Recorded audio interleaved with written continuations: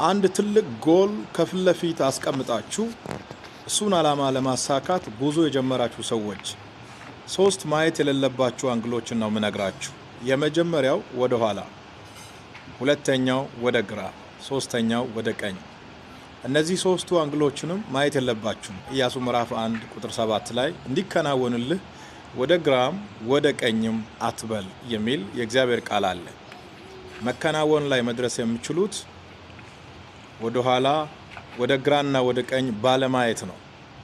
አንድ አንግል ብቻ ነው የሚጠቅማችሁ፣ ቀጥ ብሎ መሄድ፣ ስድቡን አለመስማት፣ ትችቱን አለማዳመጥ፣ ድንጋዩን አለመመልከት፣ ከቅርብ ከሩቅ የሚነሱ ነገሮችን ኢግኖር በማድረግ ቀጥ ብሎ ወደፊት መራመድ። እንደዚህ ብለህ ስትሄድ ተስፋ ይታያል። ቀጥ የሚያደርገው ደግሞ ተስፋ ነው። ተስፋ ከውስጣችሁ አይጥፋ። ቀጥሉ፣ ተሸንፋላችሁ። ሶስት አንግሎችን ካንስል አድርጉ። አንድ ትልቅ ጎል ከፊት ለፊት አስቀምጣችሁ